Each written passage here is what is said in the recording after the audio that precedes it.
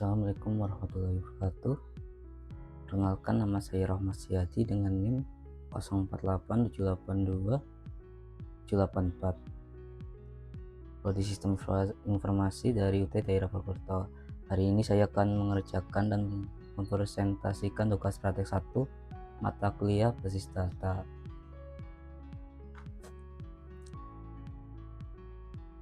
Di sini ada contoh kasus. Pada sebuah perguruan tinggi, mahasiswa akan mengambil mata kuliah yang ditawarkan. Setiap dapat mahasiswa minimal 1, namun dapat mengambil beberapa mata kuliah dalam 1 semester. Setiap mata kuliah hanya bisa diajar oleh 1 orang dosen, dan setiap dosen dapat mengampu atau mengajar minimal 1 mata kuliah.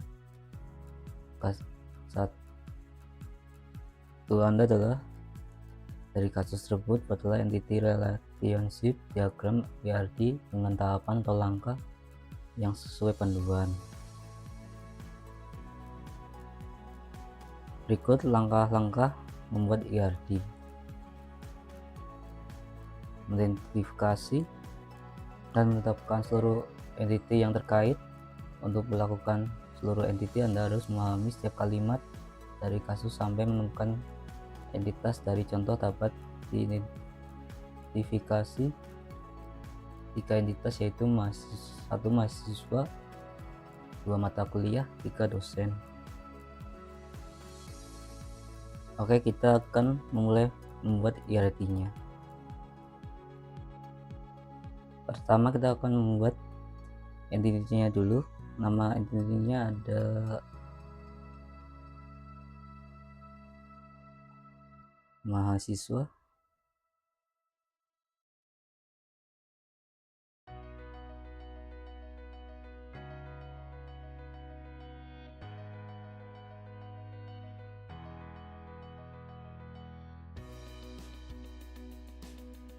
Kita copy intinya,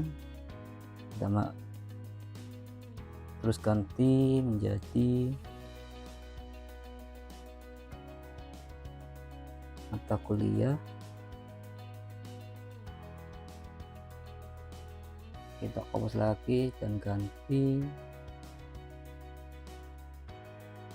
menjadi dosen.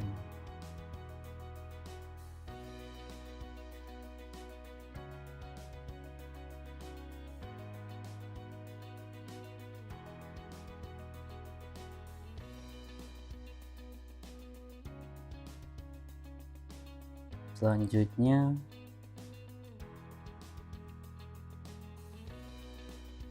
menentukan atribut-atribut atau field dari masing-masing entity beserta kuncinya. Pada tahapan 2, yaitu menentukan atribut dari entity yang telah diidentifikasi pada tahapan 1. Dalam kasus tidak dijelaskan atribut setiap entity secara rinci. Jika kasus tersebut menyebutkan secara rinci atribut yang terjadi, maka atribut tersebut harus dituliskan sesuai dengan dijelaskan kasus. Namun jika kasus tersebut tidak menyebutkan, maka Anda dapat menentukan secara intuisi atau penalaran yang terjadi dalam kehidupan sehari, seperti contoh berikut. Mahasiswa memiliki atribut NIM, nama induk mahasiswa, dan nama mahasiswa. Mata kuliah memiliki atribut kode mata kuliah dan nama mata kuliah. Dosen memiliki atribut NID atau nama induk dosen dan nama dosen.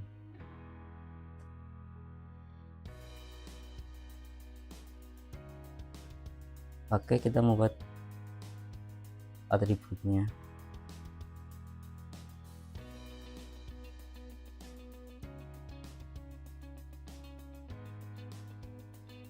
Atribut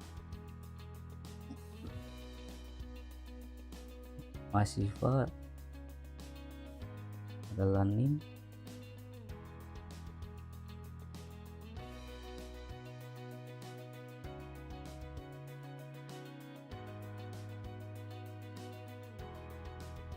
dan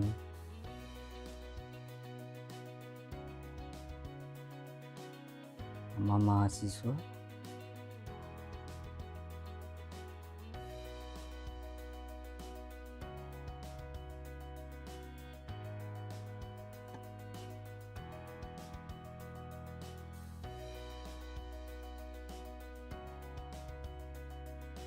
Kemudian di entity mata kuliah ada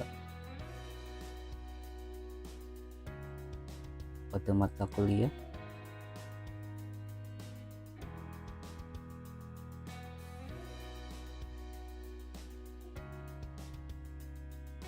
dan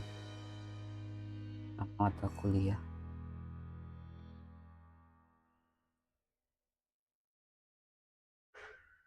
Dan di entity dosen ada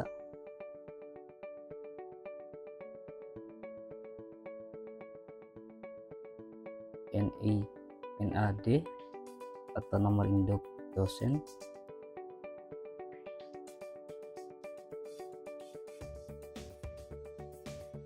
dan nama dosen.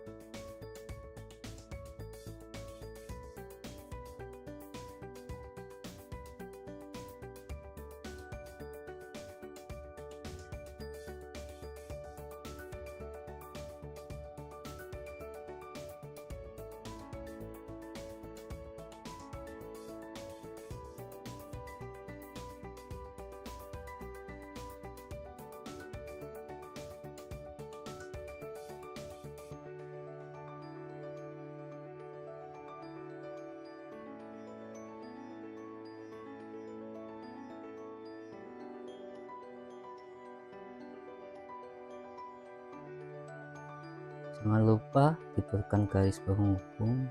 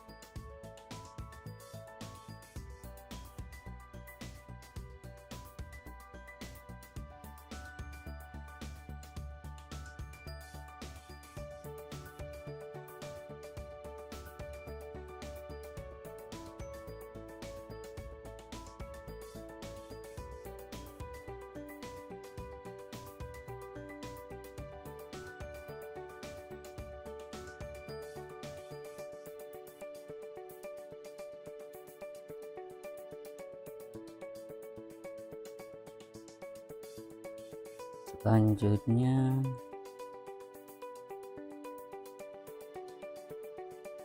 mengidentifikasi dan menetapkan seluruh himpunan relasi di antara himpunan-himpunan entity yang ada beserta kunci tamu atau foreign key.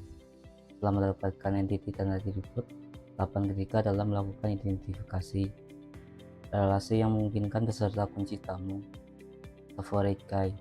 Dalam menentukan relasi, salah satu cara untuk memudahkan adalah dengan memuat metrik relasi antara setiap entitas. Sebagai contoh metrik relasi sebagai berikut. Cara bacanya, mahasiswa dengan mata kuliah relasinya adalah meregistrasi.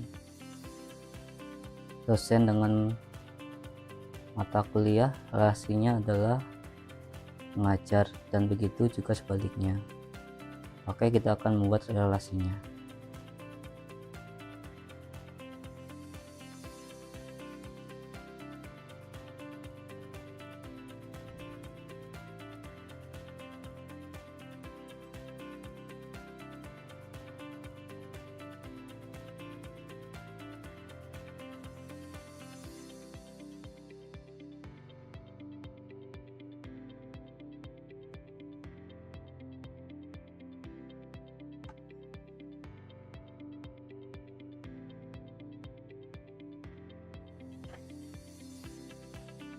Berikutnya adalah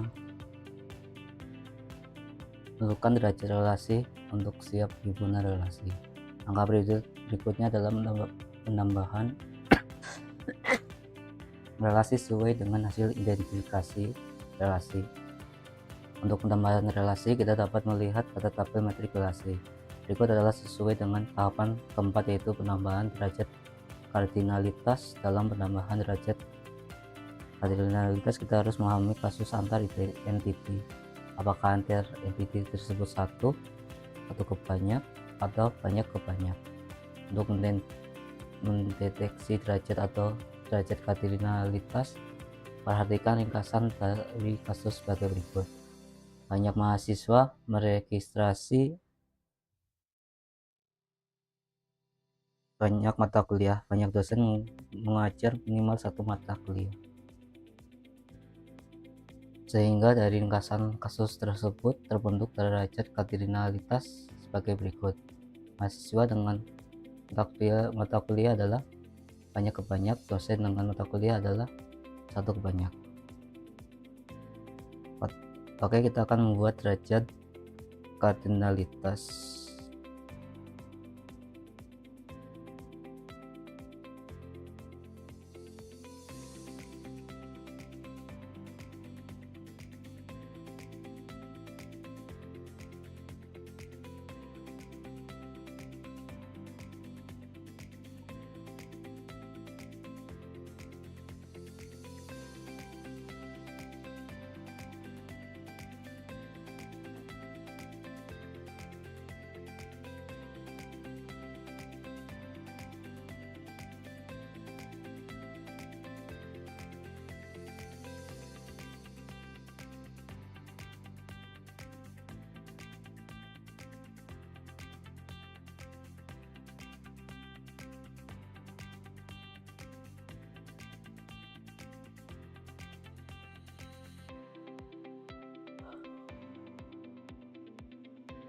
Dan seperti ini hasilnya. Selanjutnya, hasil dari penambahan derajat kardinalitas menghasilkan iradi yang saling terhubung. Tergambar lebih lengkap, cara membaca diagram di atas adalah sebagai berikut. Mahasiswa dengan mata kuliah dapat dibaca banyak mahasiswa meregistrasi banyak mata kuliah atau minimal satu mata kuliah. Dosen dengan mata kuliah dapat dibaca satu dosen mengajar banyak mata kuliah, namun satu mata kuliah hanya diajar oleh satu dosen. Untuk tahapan terakhir adalah tahapan kelima, yaitu melengkapi himpunan entitas dan himpunan relasi dengan atribut-atribut deskriptif atau non-kai. Pada gambar sebelumnya dapat kita lihat relasi yang banyak ke banyak, yaitu antara mahasiswa dengan mata kuliah. Jika relasi dari setiap entiti memiliki nilai banyak ke banyak, maka relasi tersebut berubah menjadi sebuah entiti dan atributnya adalah Bima Rikai dari setiap entiti yang terhubung. Oke, kita akan membuatnya.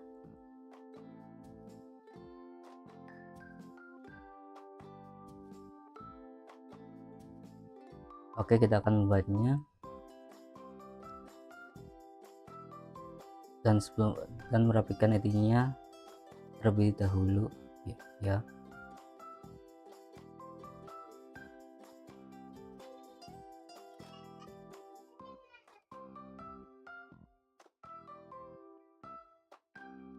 Ini dia hasil akhir iradi yang saya buat. Terdapat perubahan yang meregistrasi jadi entitas yang diikuti oleh atribut.